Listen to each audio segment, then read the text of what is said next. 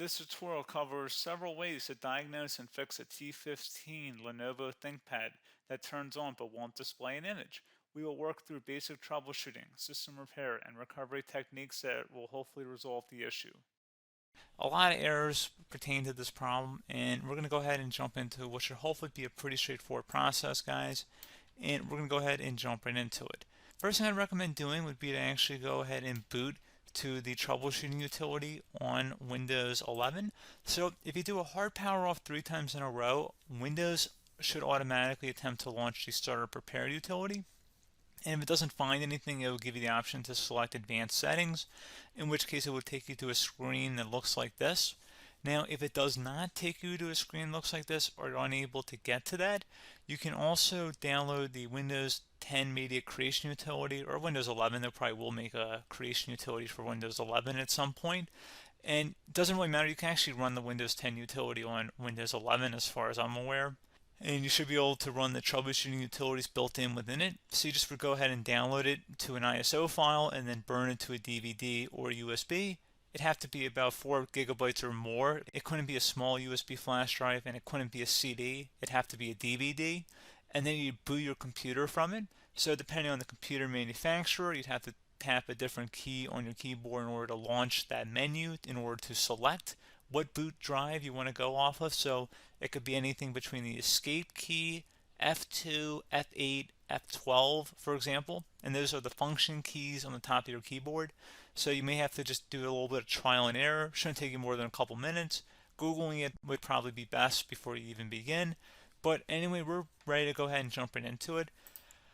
So we're on the choose an option page. So these will look very similar whether you're booting from it directly within Windows itself, or if you're plugged in a USB flash drive with the media creation utility installed and you selected the recovery option. So when you are setting up your Windows 11 installation or Windows 10, depending on the drive you're using, there should be an option to repair your computer in the bottom left corner of the dialog window, one of the first screens that comes up. You go ahead and select that, and then it would take you to a troubleshooting screen like you see here. And you want to go ahead and select troubleshoot, reset your PC, or see advanced options. And then there are going to be a whole bunch of options in here that we're going to explore in today's video. The first one, we're going to actually go underneath advanced options and then select startup repair, fix problems that keep Windows from loading. So go ahead and select that first.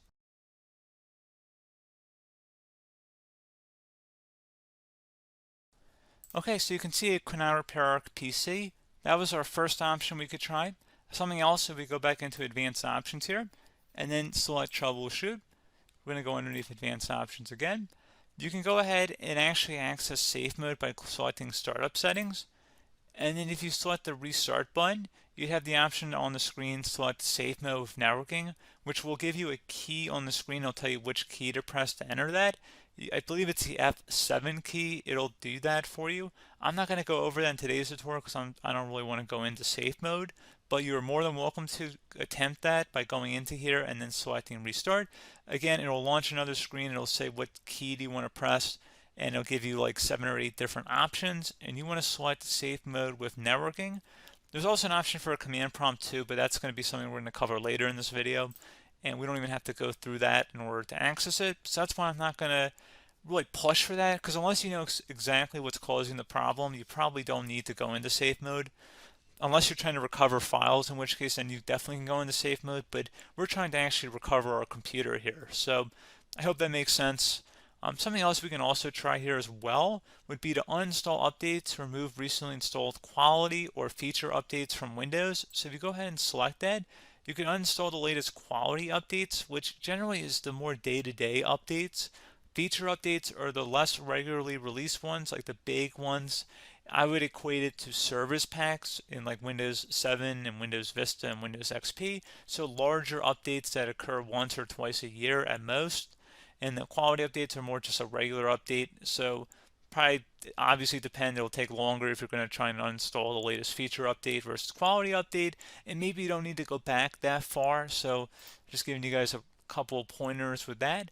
Something else you can also look at here, and we're going to jump into the command prompt in a little bit, but you can select System Restore, which will use a restore point recorded on your PC to restore Windows.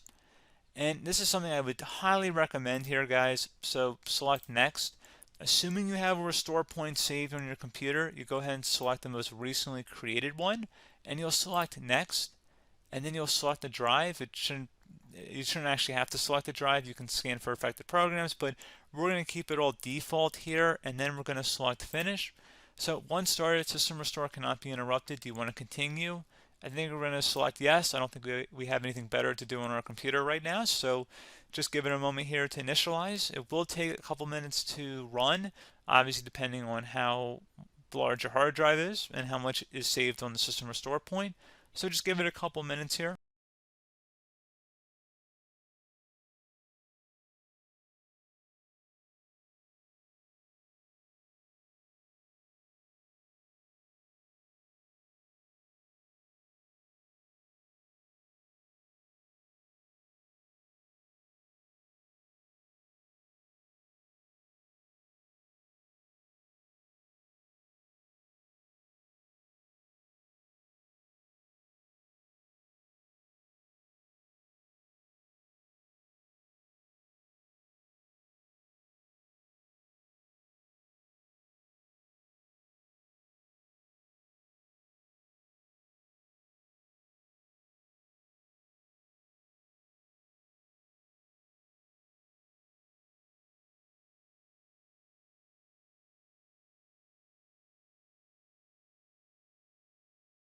Okay, so you can see the system has been restored successfully.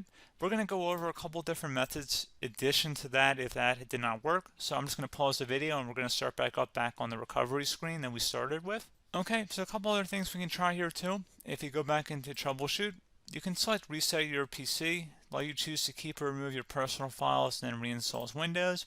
You can select to keep my files, which will remove apps and settings but keeps your personal files. You can also select remove everything, which will remove all of your personal files, apps, and settings. So this is more of a factory reset, the second option here. First option, it should not delete all of your personal files. However, it will pretty much clear most of your programs. And keep in mind, there's no guarantee that your information, number one, is even still available and easily recoverable on your computer to the point that you actually would be able to recover anything. And the second point is that there's always a chance that it won't actually recover and it will just do a factory reset anyway. So there's no guarantee that actually would keep your files anyway. So I would recommend trying to get a recovery tool and backing that up first before selecting it anyway. But again, those are a couple different options. And then something else you can try here if you go back to the choose an option. Another option, if you go underneath choose an option and select troubleshoot, advanced options, and now select where it says command prompt. Okay, so the first thing we should do is type our main hard drive here. In most cases, it should be the C drive. So you just do a C colon and then hit enter on your keyboard. So once you're underneath the C drive, we're going to type in dir and then hit enter on your keyboard.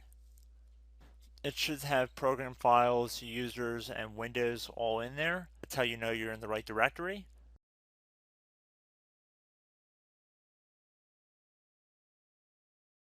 In some cases, it might be the D drive as well, so just keep that in mind.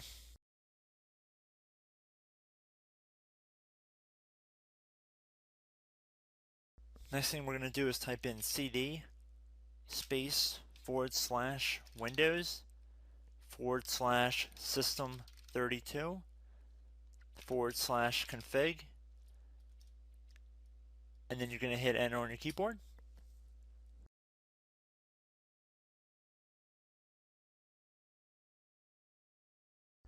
So now you're going to type md space backup. If you've seen other tutorials, it might also say to put down md backup. That's because the backup name is pretty common when you want to back something up. So you can name this whatever you want, doesn't have to be backup. So if you've already made a backup folder in the past, you could do backup 1, for example. So once you're done setting the name you want the backup to be called, hit enter on your keyboard again.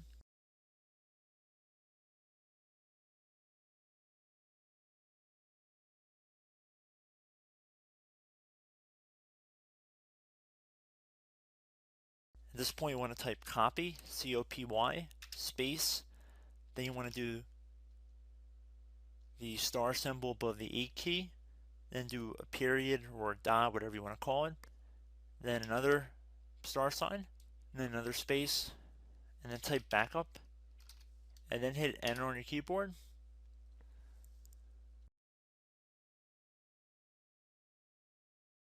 Now you want to type cd reg back, REGBACK,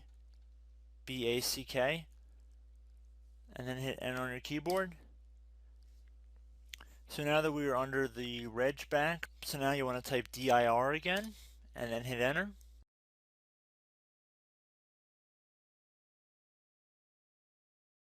So now at this point we're going to type copy again. So copy, space, $sign,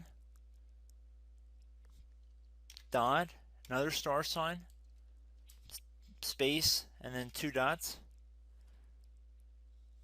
So we're going to type copy, space, $sign, dot, sign, $sign, dot, dot, and then hit enter on your keyboard again. So for overwrite, you want to overwrite all. So type A on your keyboard, so capital A, and then hit enter on your keyboard.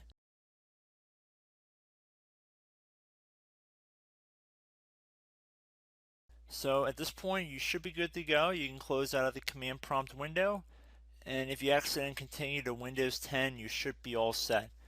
So I hope one of these 3 or 4 different methods we went through in this tutorial helped you guys out.